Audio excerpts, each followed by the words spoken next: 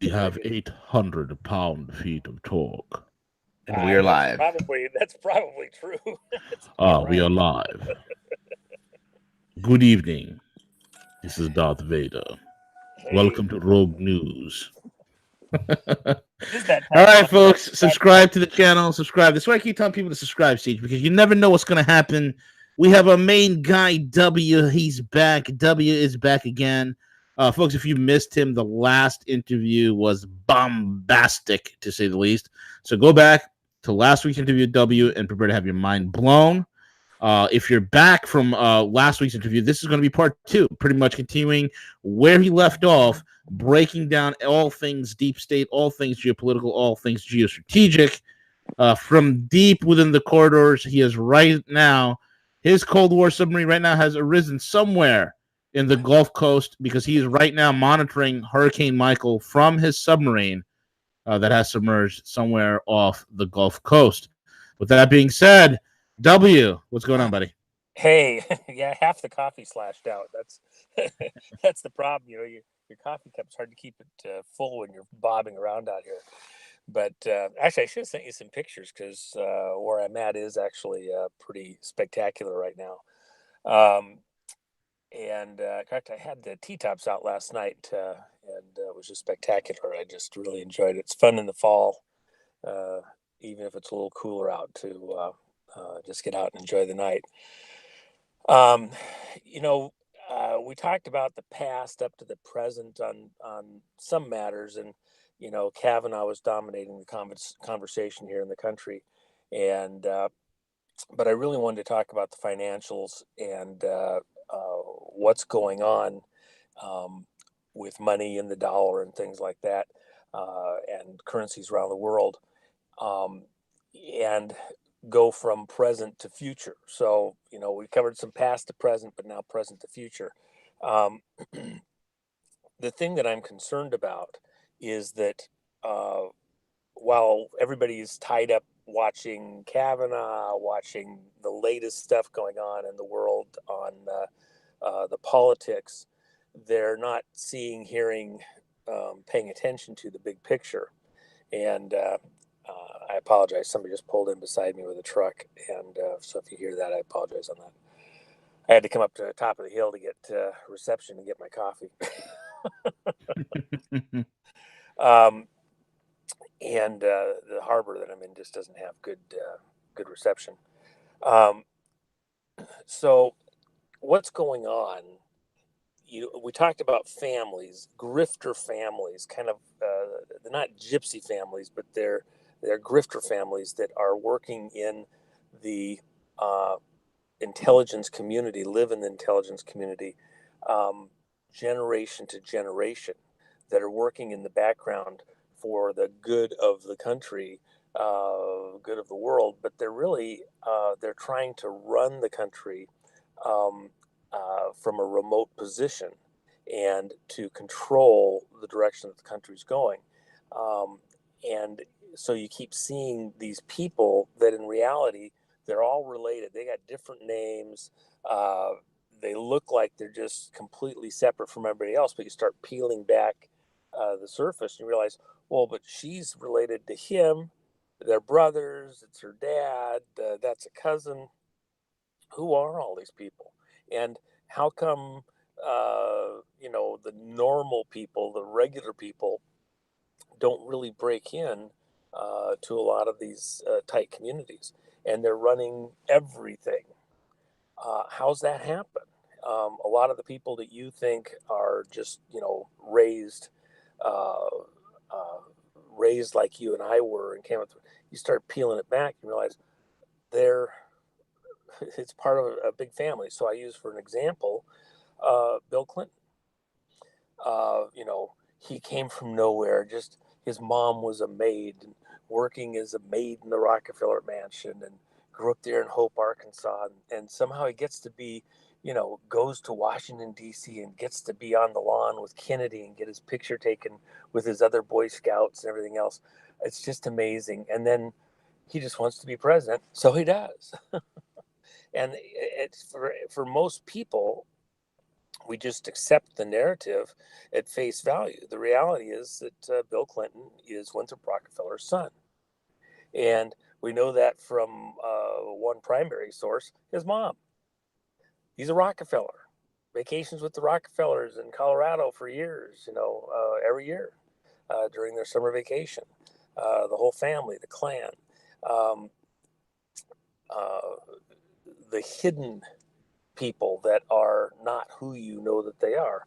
Obama himself, uh, uh, hidden family bloodline right there in plain sight. Even the assertions, and I personally believe them to be true, but I can't prove it. I don't think anybody else can, but it's been widely reported that Barbara Bush is a descendant of Crowley through her mother. And so you see these bloodline families that they're hidden, but they're right there in plain sight, and they end up being in charge of everything. And in the money, Rothschilds, the assertions that Zuckerberg is a relation of one of the Rothschilds down through the bloodlines. Other famous actors and people like that hidden in plain sight, as though they, were adopted or actually raised by somebody that they have a history in yearbooks and everything else, and you start peeling it back and realize, gosh, they had perfect eyesight when they're in junior high school and play on the baseball team and win the state championship with no glasses on. And then suddenly in high school, they got glasses that are bottle cap thick and they can't see a thing, and go to the best law schools, go to get intern jobs at the best law firms in the country, and rise to the highest offices in the land. They've been substituted into somebody else's life that died or whatever. You find out who the parents work for, and again, it's hidden Rockefellers, Rothschilds, other families. So these grifter families that have gotten control of the republic. In the intelligence community, there's a term, captured operation. And so my assertion has been for several decades that the U.S. itself, America, is a captured operation. And these people are running it like it's their own corporation, their own family business, if you will, and we're just along for the ride.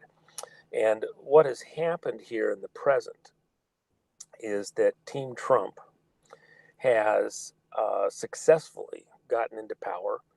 Certainly, a lot of your listeners are going to cry foul here as I say this, because Trump himself, President Trump, is part of a family that has been very active in our government and politically for quite some time. His uncle. Be the Pershings? Well, yes, and remember, Trump's uncle was a professor over at MIT. Correct, John Trump. Right, and for example, he is the guy that was called for and went in to help collect Tesla's personal funds when he passed away in 43.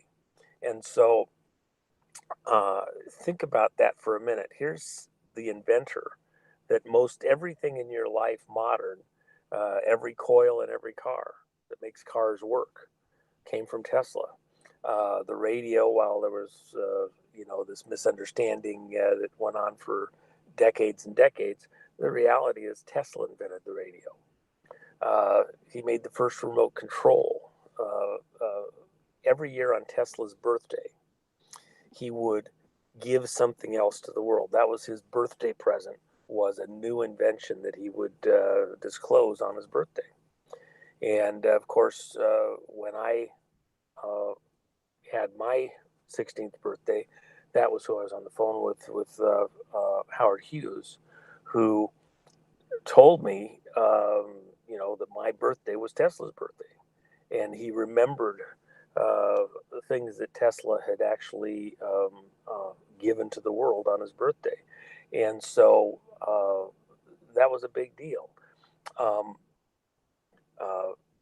President Trump's uncle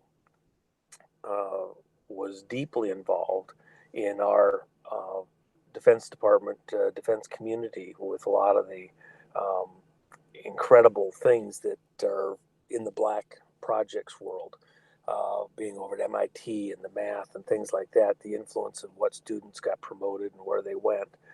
Um, that's all important because it was an assist to President Trump, whose dad was very wealthy and conveyed, even though we hear the story that he only got a little bit from his dad and he became, a self-made billionaire.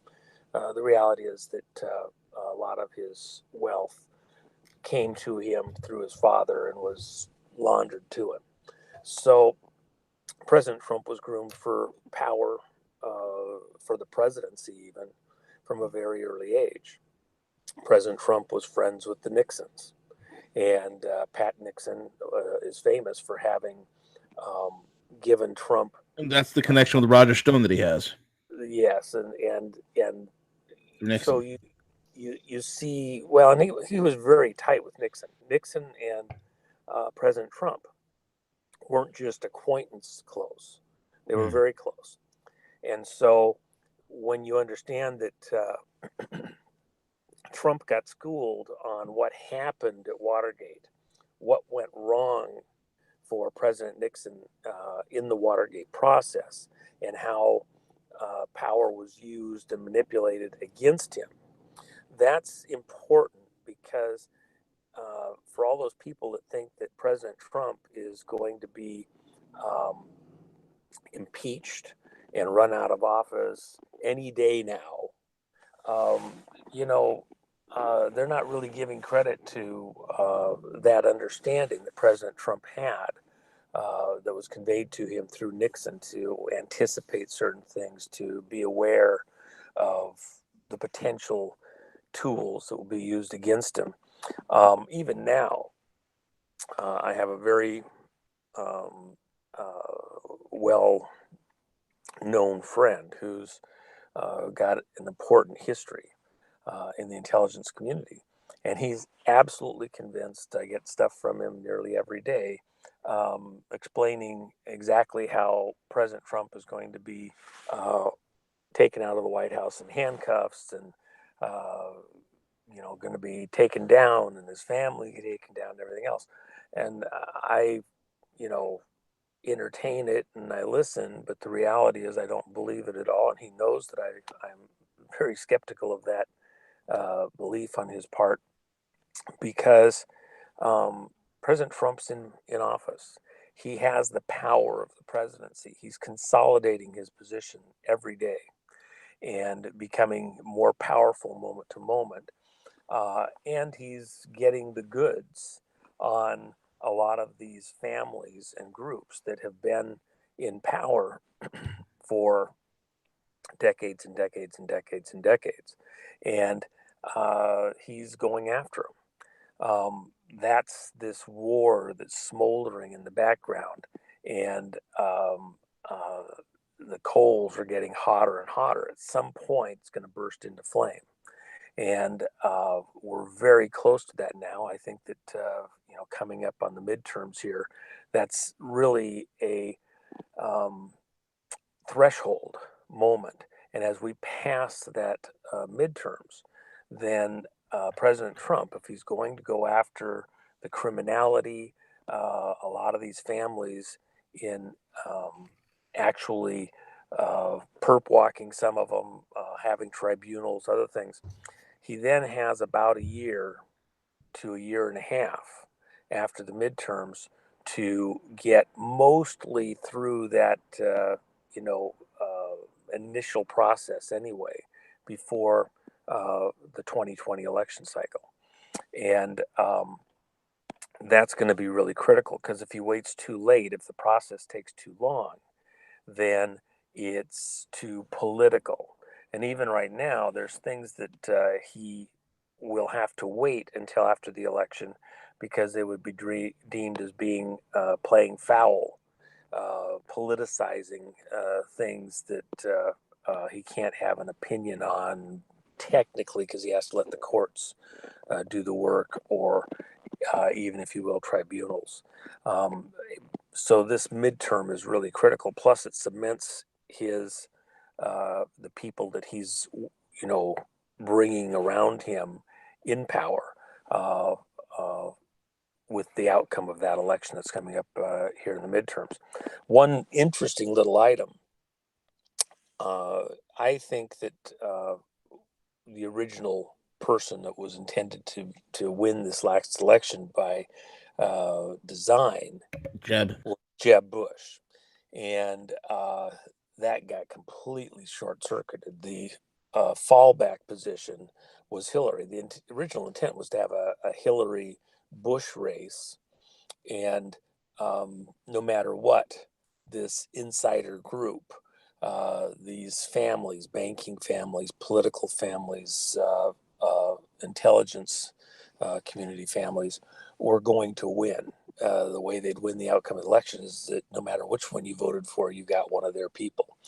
And when that got short circuited, and uh, uh, the plan wasn't for Trump to win, I can guarantee you that. He was going to do a pro thing where he would divide whichever side they needed him to divide, and he went rogue.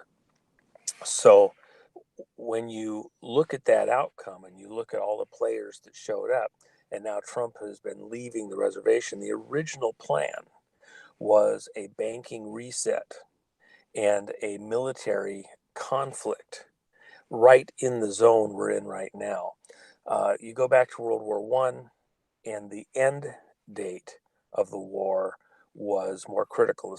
The start with uh, uh, those events that started World War One was actually soft. There was multiple events that were all orchestrated to bring a start to the war, but the end of the war happened in the 11th month, the 11th day, at the 11th hour. Why in the world? What's with this 11 thing?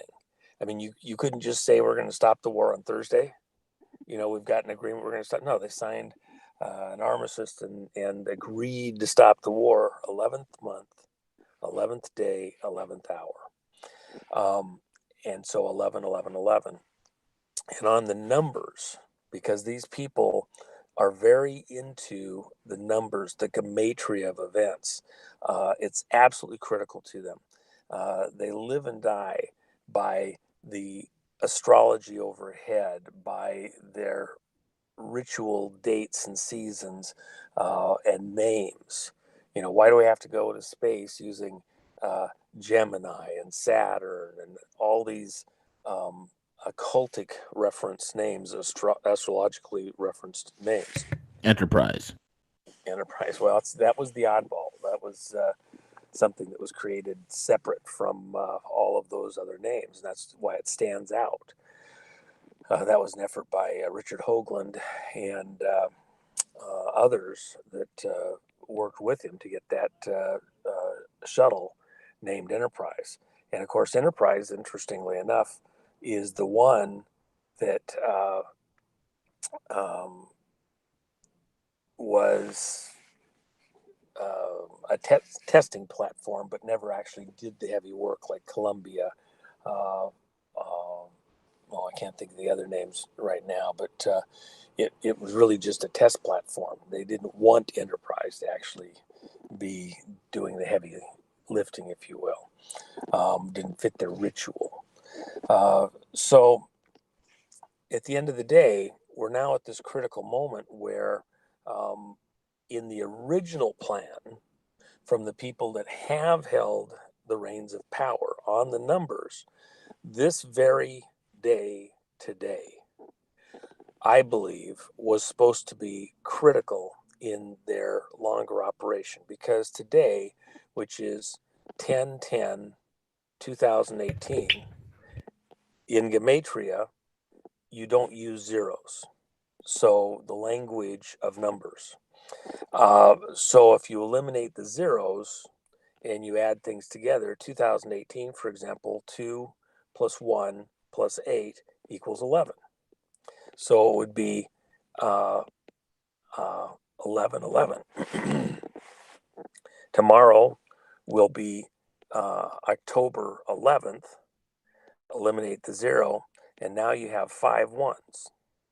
And so what's the number of death to enemies and defense? 5. That's why the Pentagon is a 5-sided building. I don't run my life by this stuff, but those people in power, they're occultic. Every street in Washington, D.C. follows a very specific direction. What was George Washington? He was out there as a surveyor. And so what was critical to them was to know angles and direction to the sun and everything else. You'll see, for example, at the Washington Monument, events are announced as the shadow of the Washington Monument passes that building, including moon shadow. So they orchestrate events around very specific things. A lot of times, press conferences on critical things will be done at 19.5, depending on the location that's critical to that event. So, for example, when the healthcare stuff was being done in D.C., and it was time for Pelosi or Feinstein to do something over their area of the country, it'd be at 7:30. The swearing in of Supreme Court justices done at very specific times of day, related to where the Washington Monument shadow was cast, or what time of day it was, for ritual reasons on the numbers, 19.5 being used very heavily, or 19.47, which is the correct number. Everything Washington, D.C. and Gematria is a 47. So much of what happened in the country with the CIA and the aliens showing up, etc. 47. It's all about 47. So for these families, they orchestrate events around these numbers. Now, so tomorrow with the 11th, that's 5 ones. Then, so today's 4, tomorrow's 5. Then the next event is 33 days after today is November 11th. Remember when President Trump wanted to have the huge military parade in D.C., the biggest parade on the planet ever? He'd seen the right, and he wants to do it on November 11th. And he was going to do it on November 11th. Well, 11/11. Because that was the anniversary of the end of the war at World War I, 100th anniversary. And so he wanted to have a military parade to end all military parades and let us celebrate. And at a different level, I believe was casting a message, conveying a message to the people that are in opposition to him in these various families, using their magic against them, reflecting it back to them. He was going to use their date to send them a message about the war going on for control of the country and control of the planet, control of the whole world. And so that 11/11 date was very critical. And of course, what's it the same as again? It's actually 11/11/11 because it's still 2018. So 2018 is an 11. So it would have been the 11th month, the 11th day, and an 11 for the year. But that's also 33 days after today, which again, 33, 3 times 11, the most power that you can add to a spell to reinforce a spell in the occult, in witchcraft, is 3 times. So, they turn 3 times in a circle. They knock on the door 3 times, tap it with the wand 3 times. In Britain, for example, before you can enter the House of Commons, the doorman knocks 3 times, because it's all about rituals and spells and ritual meaning, etc. So 3 times the 11, 33. And it's a Masonic number. There's lots of different angles where it becomes relevant. So with that in mind, if the original plan was for us to go through some type of a financial reset, a military reset, to bring things to a head, and I have no question in my mind that had Hillary won or Jeb, the situation in Syria and the conflict with Russia would have blown into full flames in this intervening year and a half since the election. And that got short circuited. And so, with where we're at now in this event, this was where they were going to bring it all to a head. The actions of President Trump have somewhat short circuited that and taken us down a different path that has not allowed us to go to this full blown real war that was intended. Even though it's been smoldering, there's been events, there's been drama. It's like a huge ship. Um, an aircraft carrier, an oil tanker, something like that. You don't stop it on a dime. You don't start it on a dime either. We had this momentum that was here in the country, in the world, that was in play, and you just don't stop and turn around and it's totally different in moments or hours, etc. It takes some time, and that is what is occurring right now. This reset. And so, one of the other things that has been in play is that there is people talking about, are we at this reset moment uh, that was originally intended? Because with the currency, with the dollar, with everything that has been in play with the currencies, if the original plan was that you got a Hillary or a Jeb in office and they were going to supervise this financial reset for the families, the Rothschilds and the Rockefellers and all of these other families and currencies around the world, then this was the moment that it was going to happen in this 33-day period. And so that has a monkey wrench in it, but there's so much momentum. Just like 9/11. 9/11 couldn't have happened on 9/10 or 9/12. The setup for 9/11 had been going on not just for years or even decades. If you look at the work that was done within the Rockefeller family in setting up to build the two buildings and the dates involved in their actual construction at the beginning, there was a long-term plan that involved, those buildings were like the Titanic, built to fall, built to sink, with a plan from the beginning. 9/11 is a critical date, the date that the foundation for the Pentagon was laid was 9/11 of 42, I believe it was 42 or 43. So the 9/11 has been, in these families, understanding as a critical date for a very long time. There's a great arguments, discussion that 9/11 is actually the true birth date of Christ. And that time of year, that exact day, 3 BC. And 2 or 3, I always get confused which one it is, based on the celestial stuff, etc.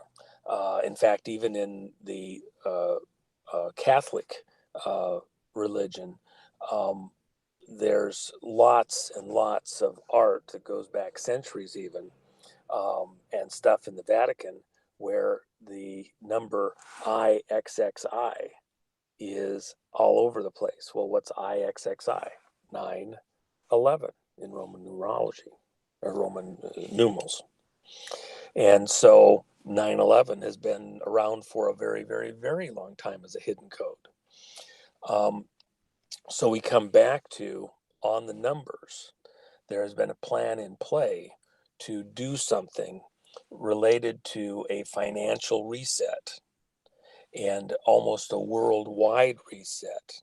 You can have a war in some disparate place and it won't affect your life nearly as much as a financial reset that, like a cascade, spreads across the planet. When the crash in the markets here happened in 29, it actually had begun months and months and months earlier with the removal of credit in Europe. And then it started in smaller banks and cascaded through the banks and finally hit the U.S. In the fall of that year, in October, and led to the collapse of the markets that really reset the country, and wealth was transferred. Wealth, like energy, is never destroyed; it's just reinvented, reconstituted. Turns from kinetic energy to heat energy, and reinvents itself. It's used other ways, expresses itself other ways. And so the plan was for this financial reset to occur right now. And the momentum in the system is still there. It's been built up for a very, very, very long time. The plan's in play. And so Team Trump is having to do a dance to take the wind out of the sails, if you will, and thwart some of that, because even his presidency, if the country was on its ear financially at this exact moment, if they were able to pull down the financial supports in the US and in the world, it would have incredible consequences, including politically, for everything that Trump's doing. It would become a distraction that wouldn't allow him to continue to go after these families that have taken control of the country. So I believe there's still stuff in play, and the plan still is to try and cause a financial disruption, a market disruption, utilizing that momentum's that's still in play, and that Team Trump is doing things behind the scenes to cancel that out, to neutralize that effect, and like jujitsu, take the opponent's energy, redirect it, and use it against them. And so that's this moment, this 33 days that we're in right now. All right, I'm going to ask you the most controversial question that everybody's dying to know, and I want your opinion on it. And you know where I stand if you've heard me rant and rave about this stuff before. Q, go for it. Well, as you know, I was not at all buying into the Q thing in those first few days. CJ and I had communicated. I had stuff literally even before the Q stuff started, with stuff that was going on the Chans, 4chan at that time. And the reason is because the things that you can say or do in the intelligence community, for example, anybody that's actually got significant clearance goes through annual or semi-annual polygraphs, and then they can have on a dime have to go retake a polygraph. And for all that people want to poo-poo their effectiveness, the reality is that if it's done by a good examiner, they're pretty doggone good.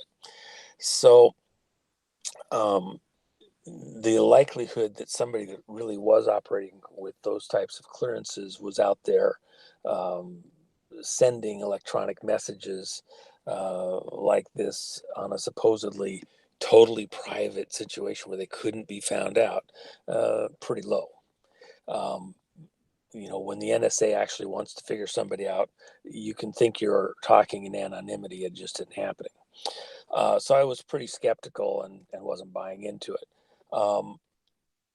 But during that period, remember the first real communications from Q occurred on October 28th of 2017. So not that long ago, less than a year ago. And I don't think that date itself was a accident or a mistake.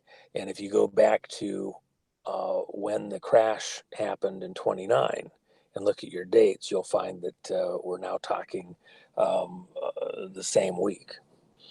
And so October 28th wasn't randomly picked. Remember also that before that October 28th date, when Q started posting that we'd had the Las Vegas shooting, which is a very big deal because, again, that was involving the Saudis. If you recall, prior to that, I had said on your show, on I believe more than one occasion, a year and a half before that, that the Saudis were on the verge of a coup. That's absolutely right, and that was also further corroborated by our Saudi source, the Prince. Yep, you nailed that one. Okay, so a year and a half before the coup happened, I said it was in play, that it was coming, and so it may not have been acknowledged as a coup widely, but that event in Las Vegas, what was going on in Las Vegas when that happened was that the Saudi Air Force was over here training with our guys out of Nellis Air Force Base, and they were here for a month. And the Crown Prince had come over to check on things, was staying on an upper floor there at Mandalay Bay. The top several floors were actually owned by the Four Seasons, which was owned by bin Talil, who's this huge investor in Facebook and all these other companies, Google, et cetera, et cetera. Talil is really just a face, a front man for black money operations being run by CIA. Saudi Arabia is a branch office of CIA, as was North Korea. They're the ones that this black money operation was what was running both locations and keeping them in power. And so you think you're dealing with just a bunch of Arabs that somehow lucked into money, and they're made people. And as I've been saying with these grifter families, hiding in plain sight and just behind the scenes. So when Las Vegas happened, that was a huge reset event, because then later in the month, over the next few days even, we had all these mass arrests that happened in Saudi Arabia with all these powerful players brought into the nicest hotel in town and then sleeping on the floor, billionaires sleeping on the floor in the hotel, and bin Salil reportedly being held upside down, hanging by some of the guys that were contracted to control what was going on there in Saudi Arabia, Blackwater type guys, and to get to the bottom of who was involved in this coup attempt. And so in that window, in that event moment, Q comes out of the woodwork in the 4chans on October 28th and starts posting fairly proliferously. And so one of the very first posts, if not the first post, was stated that Hillary was going to be arrested at a very specific moment on the 30th, I believe it was, and between, I think, 7:45 and 8:30 in the morning. Well, what's interesting is that that following day, on the 29th, Bill and Hillary get on a plane in D.C., supposedly flying over to the Ukraine for some unknown reason. To get on the plane, they fly off. Then on the afternoon of the 30th of October, she shows up at campaign stuff, or book signings, I think it was, in Chicago. And she's walking around. Nobody even comments, well, why were they going to the Ukraine? And then how are they back here now? And in that interim, where she's out of sight, that's exactly the time period that the Q statements were that she was going to be arrested. And subsequent to that, what do we find? We see Hillary out walking around with a boot on, as though her, she sprained her leg and doing whatever. Well, the contention within the Q community was that she was wearing an ankle bracelet and being monitored, and was subsequent to her being detained, not arrested, on the 30th of October. And of course, shortly thereafter, then we had McCain wearing a boot. Uh, you know, all these people hiding ankle bracelets that are being, you know, visibly tracked. And of course, McCain, you know, he's wearing it on one leg one time and he's wearing it on the other leg, you know, a day later. It's like, you know, which foot's hurt? I forgot which foot hurts, but I'm wearing a cast. So in that window, there in December of the year, I had actually had occasion to be in those communities, and where I had been poo-pooing it, and CJ, you'll remember that I had poo-pooed the likelihood that it was real, and I just didn't buy into it. Then I was made more than aware that in fact it was legitimate, it was real. There was a specific thing that I was not, you know, thought wasn't being done right, and I said so, and I you know, made my reasoning, you know, very apparent. And a lot of people claimed that Q, the new Q after the first of the year, was different than the original Q.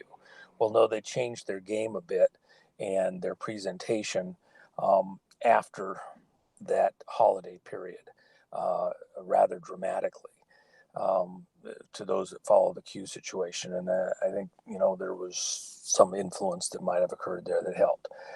So at that point, then from that point forward, and I told you guys that that's not true. The Q thing was real. It was important, and we needed to follow it and be with it. One of my concerns, and you'll remember this also at that exact time, was my concern about the situation with Alex Jones and Corsi and those whole clans, because again, we're talking about grifter communities, families, trying to own and control. The best way to control the opposition is to be the opposition. And so they're seeded out into the country on a regular basis with new faces showing up as though they're somebody else. So Bill Bix is Alex Jones. He's an actor. He's playing a part. And the money that got him going, you know, support their grifter families under, you know, Oh, did you just say Jonesy is in on this? Yes. Wow. Wait, so you're actually saying Jonesy's Bill Hicks? Yeah. Wow. And you know, a rose by any other name is still a rose. And that's why you've never heard me talk favorably about Jones. And in fact, even within all of those communities, behind the scenes, I've flagged you off on stuff there on several occasions, and you know, behind the scenes, I've put those messages out, and you know, I think part of the thing too was to try and capture the Q thing with the Corsi, etc., and what happened with Q.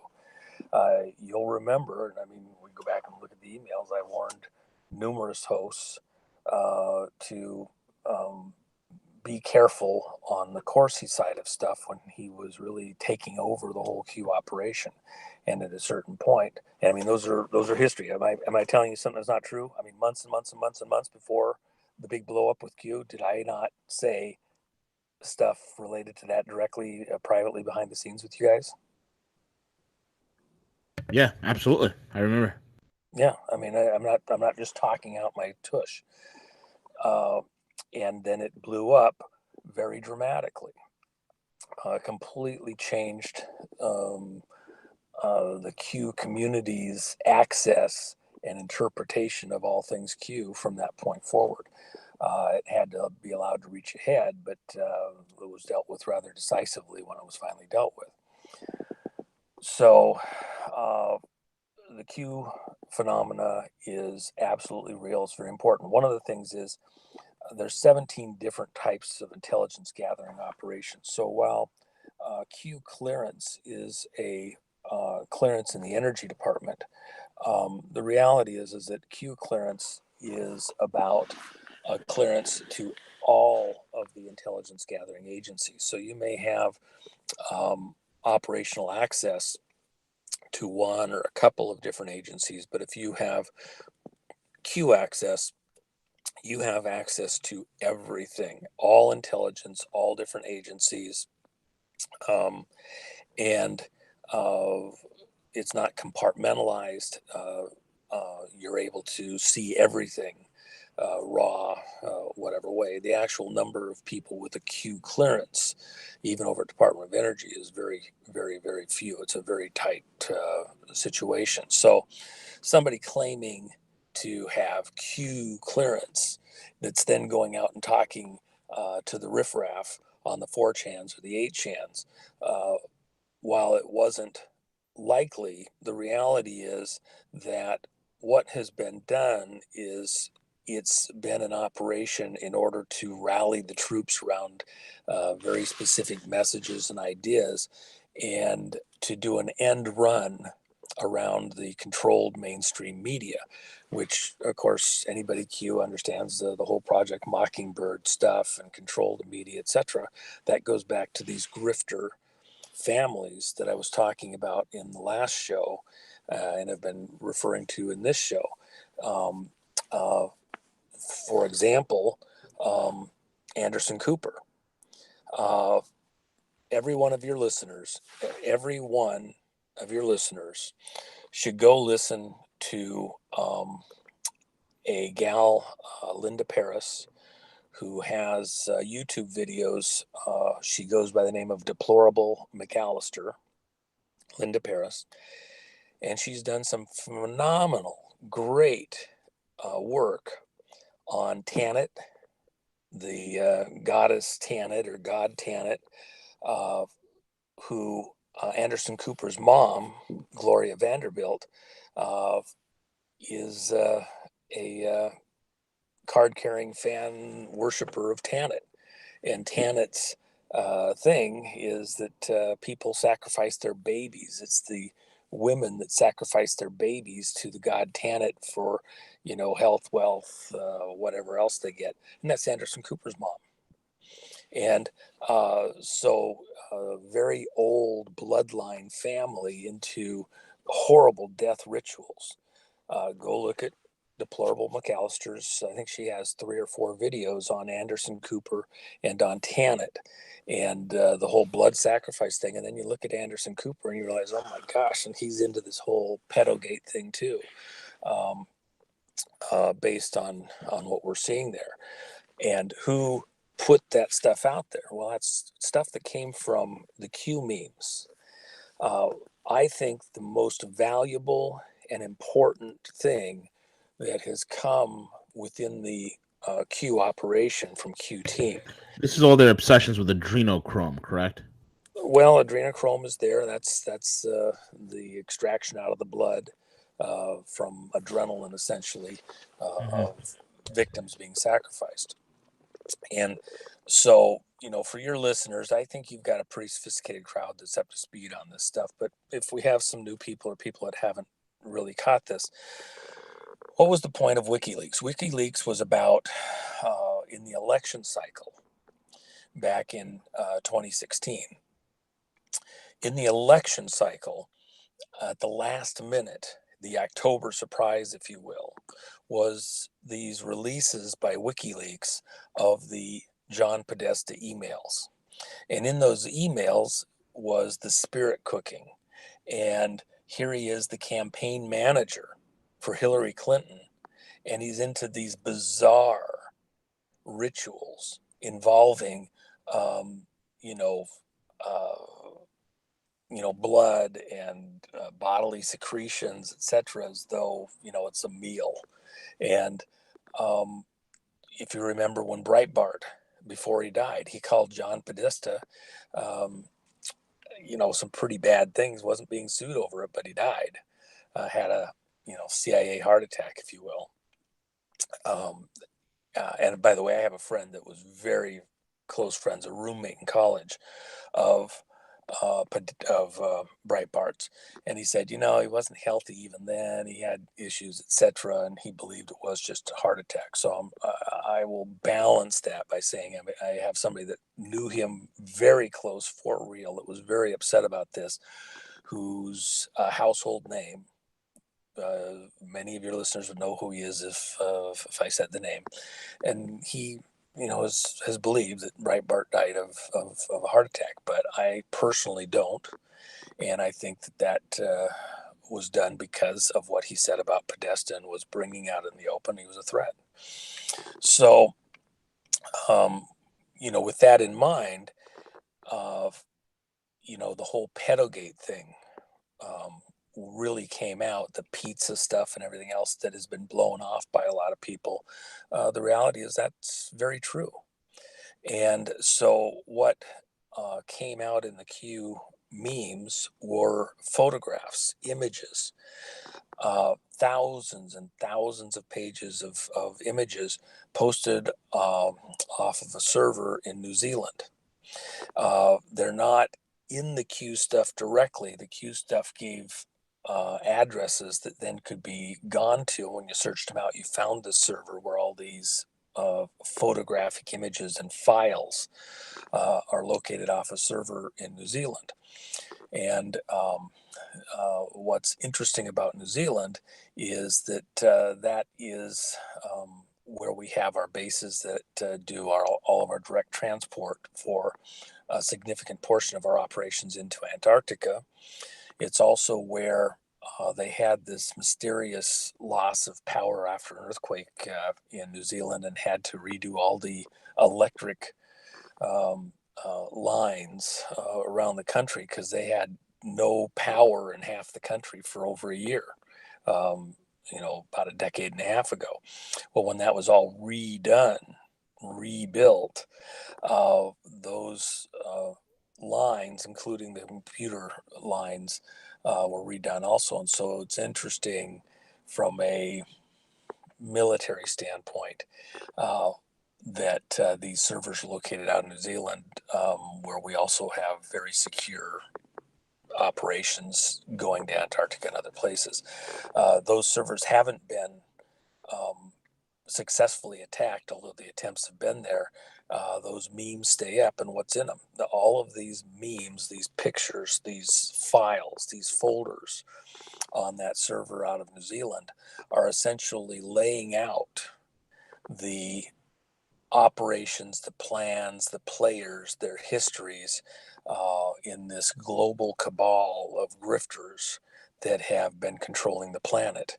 And that came as a direct result, side operation for the Q team. And so you'll remember too that I was the one that began referring to the Q operation as a Q team. And that has become the common terminology since I started using that both privately behind the scenes back in December of 2017 and up through the present. So with the Q operation, it is legit. I think it's undeniable at this point that it is being done and with the blessing, coordination, direct involvement of the president. And it's intended to rally the troops, if you will, and give us a form of signals communication outside of the mainstream media.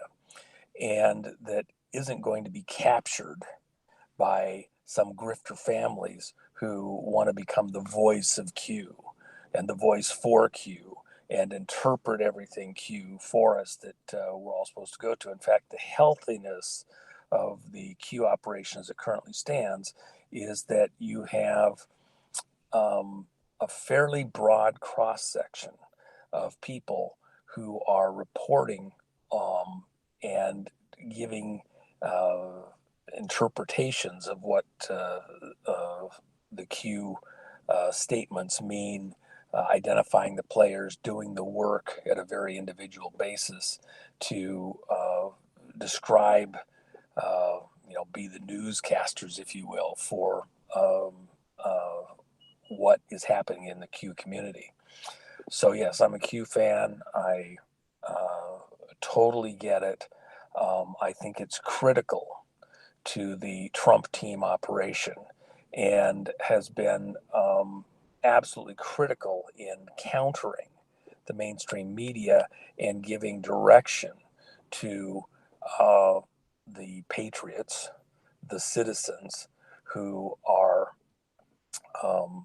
supporting President Trump, supporting this take back of the country, if you will, that's going on. And remember, I was not, it wasn't that I wasn't a fan of Trump. When you asked me long before the elections concerning President Trump, when he was just a candidate, before he'd even announced, I was highly skeptical that he would be able to effectively take on the cabal, if you will, that was entrenched not just in D.C. but around the world. I am absolutely astonished personally at how well President Trump and the Q team have engaged the enemy and successfully brought the country to this moment in time. And again, even this date today, which I believe was the intended date to begin this financial reset for the cabal, including with the cryptocurrencies, etc., to take the wind out of their sails and stop something that they had in mind, neutralize it. We're in a war, and they've been very successful. Team Trump has been very successful in taking the wind out of the enemy's sails. W, where do you see this going in the next? We've got the midterm elections coming up. What do you see happening between now and the end of the year? And we could wrap it up that way. Go ahead, buddy. Well, my concern is obviously you're trying to maneuver in very there's very narrow channels for big ships to move in. So I got 200 tons a rig, and I look at what tide I'm in and where I'm crossing through. I don't want to run aground on something. And when the water's higher, you got a little more room to maneuver potentially. When it's lower, you got to be right in your lane. And so that's really kind of where we're at this exact moment. We don't have a lot of room to maneuver. The election coming up is this choke point for everything.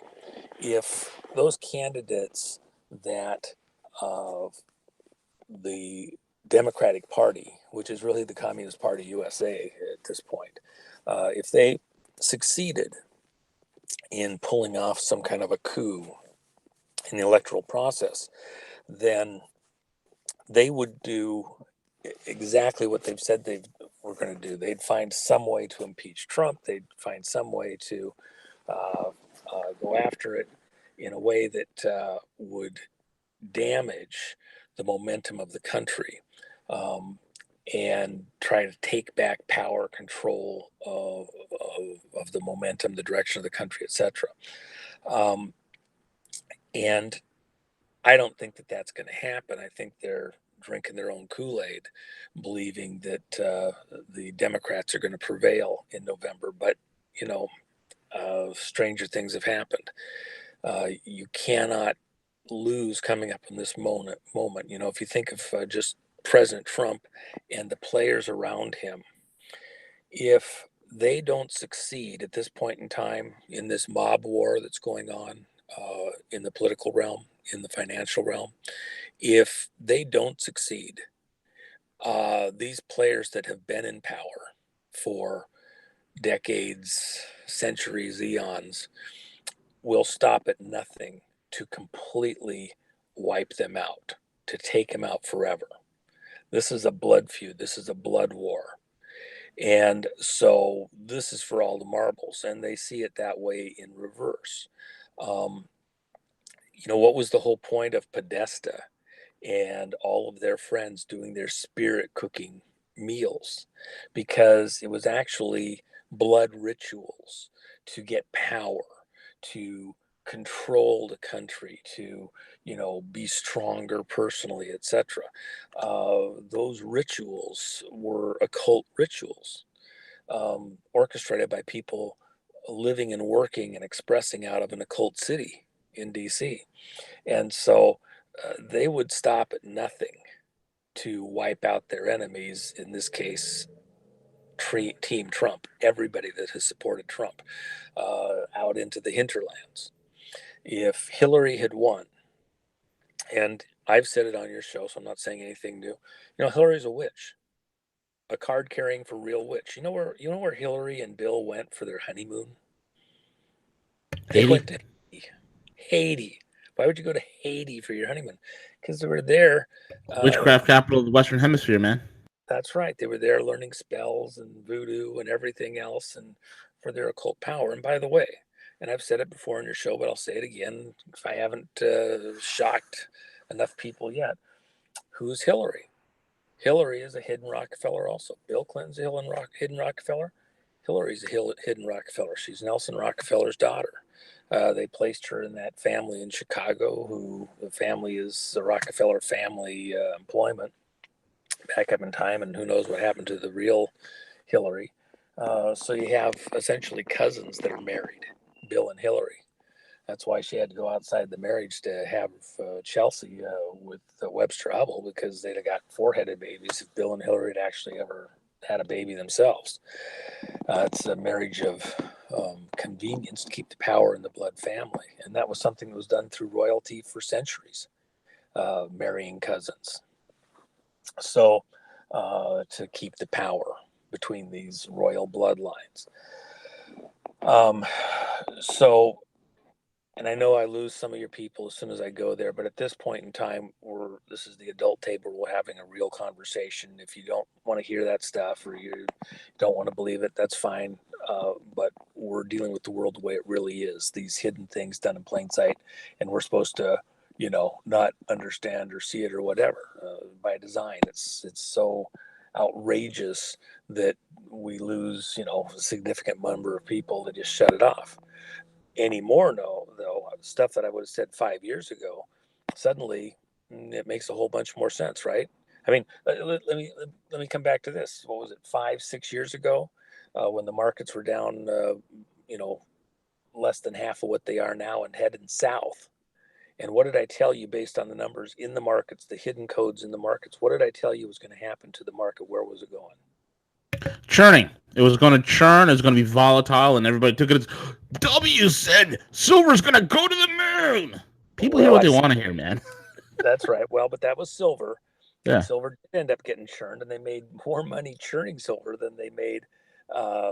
Silver wasn't going anywhere. It was the churning that was going to happen. It had been silent, and suddenly it was churned. It's been being churned even up till now.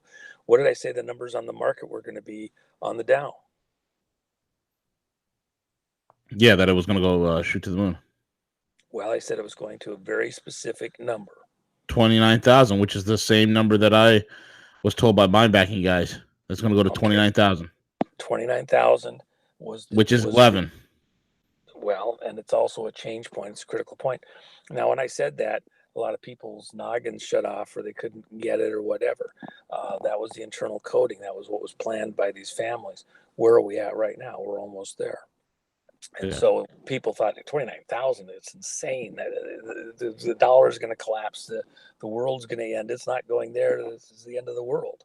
And I said, no, that's not what they're coding amongst themselves. And so, that was, I think, accurate, and is still going to be proven to be accurate, even based on stuff in the last few days. So with that in mind, we look at, there was a plan that was in play. Casey, the psychic, if you will, he actually had, Christian upbringing. He had a brain injury. He said that when he did his readings of people, he would go to sleep and somebody would ask him questions while he was asleep, and he didn't even remember what the questions were or any of the stuff. And he would go in his spirit to a place he called the Akashic Record, which was like a great library in some heavenly location.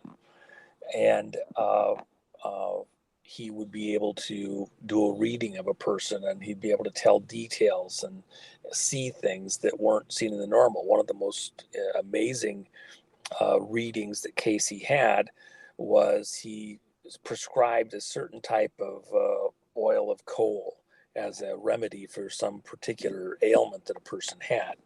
So the people looked everywhere for it. They couldn't find it. They didn't know how to do it. So they asked him in another thing, another reading, where can we find oil of coal? Nobody knows what it is. And so he describes this little store at a specific location, and he says it's on such and such shelf at the back, at the side, behind this other stuff. So sure enough, the people at that store didn't know what it was or where it was, and they said, well, it's behind this, and there it was exactly at that location. And so it's some kind of a record of everything happening in this realm, in a spirit realm. So I say that because in some of his other readings, he talks about the fact that there was the library of history of things that had happened in the past, things as they are this exact moment. And most of what he did was related to health issues for people, and things that could be, not that would be, but that could be the options. And so people, if they followed Casey's protocols, could get better or get well. And he would say that this will help a situation or this will heal a situation. It wasn't always the same. Some people had terminal illnesses, but it would ease them along or help them better or give them some type of help. So we're looking into the future now. Is the future set? If you went from a Casey type of an angle, the answer would be no. There's options, there's possibilities, but it's not completely, totally set. There's some things that are squishy, morphable. And so we look at this plan for World War III and the end of the world that has been in play from these occultic families, just by the date they set for the end of World War One. And one thing that I've said privately with a number of you for several years now, and you'll remember, me ranting in private emails, it's not the end or the beginning of World War III that's critical anymore. That was the beginning of World War One that's critical. It's the end.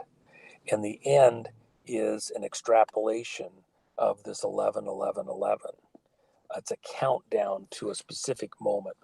World War III has to end at a precise moment. It's not the beginning. And because they need that nuclear exchange to do stuff on the sun that has to do with the other physics. And so it's the end of World War One, everything being brought to a head at a very precise moment in their ritual.